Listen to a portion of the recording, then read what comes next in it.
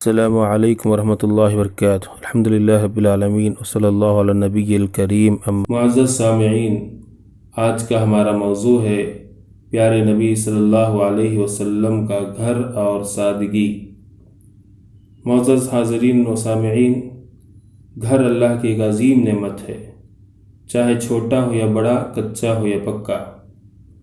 اللہ رب العالمین نے اس نعمت سے ہمارے اور آپ کے پیارے نبی کو بھی نوازا تھا، مکی دور میں بھی، مدنی دور میں بھی۔ پیارے نبی صلی اللہ علیہ وسلم جب ہجرت کر مدینہ تشریف لائے، مسجد نبوی کی تعمیر ہوئی، اس کے بعد اللہ کے نبی صلی اللہ علیہ وسلم کے لیے کمرے تیار کیے گئے۔ حسب ضرورت جب کبھی کمرے کی ضرورت پڑتی، کمرہ تعمیر کیا جاتا۔ کمرے کو عربی میں حجرتن کہا جاتا ہے، اس کی جمع حجرات۔ 26ویں پارے میں ایک سورہ ہے جس کا نام سورۃ الحجرات ہے۔ اس کا نام اسی لیے حجرات رکھا گیا کہ اس سورت میں نبی کے کمروں کا ذکر کیا گیا ہے۔ نبی صلی اللہ علیہ وسلم کے کمرے کیسے تھے؟ حسن بصری رحمہ اللہ مشہور تابعی ہیں، فرماتے ہیں حضرت عثمان رضی اللہ عنہ کے دور میں ازواج مطہرات کے کمروں میں داخل ہوا۔ اگر میں اپنا ہاتھ اونچا کرتا تو اس کمرے کی چھت میرے ہاتھ کو لگ جاتی۔ صحیح ادب المفرد 351۔ اس روایت سے نبی صلی اللہ علیہ وسلم کے گھر کی اونچائی کا علم ہوتا ہے۔ اما عائشہ رضی اللہ عنہ فرماتی ہے، صحیح بخاری حدیث نمبر 382، اللہ کے نبی صلی اللہ علیہ وسلم رات میں نماز کے لیے کھڑے ہوتے، جب سجدے کا وقت آتا تو میرے پیر پھیلے ہوتے، اللہ کے نبی اپنے ہاتھ سے میرے پیروں کو دباتے، اشارہ دیتے، میں اپنے پیروں کو سمیٹ لیتی، پھر نبی صلی اللہ علیہ وسلم سجدہ کرتے، پھر جب نبی صلی اللہ علیہ وسلم سجدے سے فارغ ہو کر قیام میں چلے جاتے تو میں اپنے پیروں کو پھر پھیلا لیتی۔ اس حدیث سے نبی صلی اللہ علیہ وسلم کے گھر کی کشادگی کا علم ہوتا ہے۔ نبی صلی اللہ علیہ وسلم حضرت عائشہ رضی اللہ عنہا کے کمرے میں وفات پائے اور نبی صلی اللہ علیہ وسلم کو عائشہ رضی اللہ عنہا کے کمرے ہی میں دفن کیا گیا۔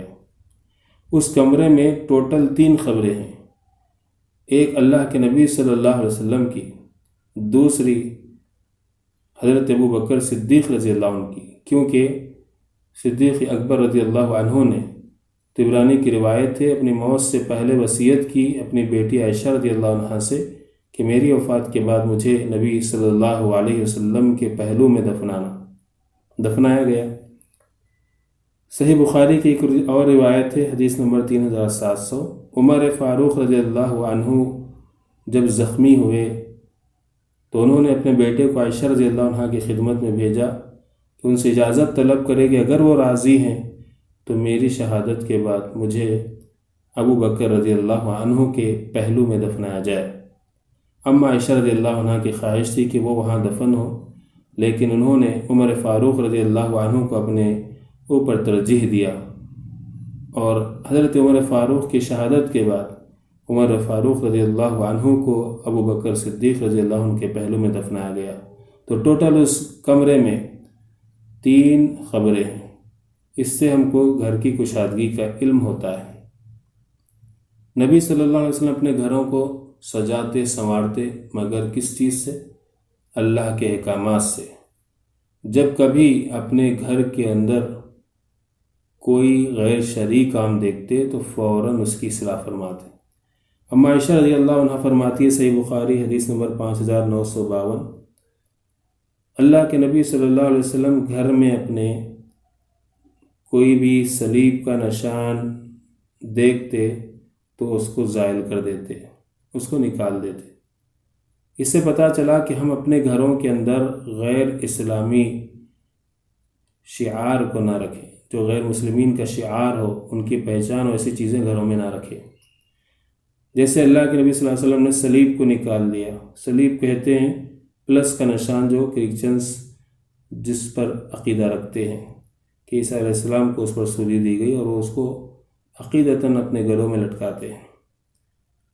میرے دوست بزرگوں، اما عائشہ رضی اللہ عنہ فرماتی ہیں، حدیث نمبر صحیح بخاری کی 5953، سفر سے واپس آئے اللہ کے نبی صلی اللہ علیہ وسلم، میں نے گھر میں ایک چادر لٹکائی ہوئی تھی، پردہ ٹانگا ہوا تھا جس میں تصاویر تھیں۔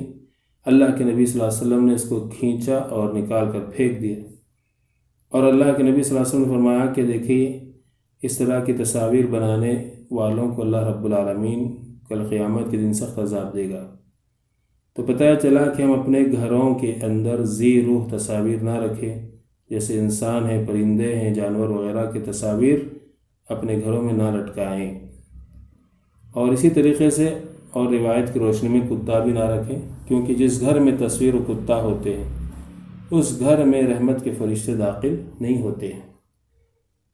تو ان ساری باتوں سے ہمیں جو سیکھنے کا نصیحت ملتی ہے وہ یہ کہ ہم اپنے گھروں کو سادگی سے رکھیں، اور اس میں غیر شرعی چیزوں سے بناؤ سنگار کرنا، ڈیکوریشن کرنا یہ درست نہیں ہے۔ ہم اپنے گھروں کو اللہ اور اس کے رسول کے احکامات سے آباد رکھیں، اپنے گھروں پر اللہ کا شکر بجا لائیں، اور اپنی آخرت کی طرف توجہ دیں۔ اللہ سے دعا ہے اللہ رب العالمین ہم سب کو دنیا اور آخرت میں کامیابی عطا فرمائے، آمین۔ السلام علیکم ورحمۃ اللہ وبرکاتہ۔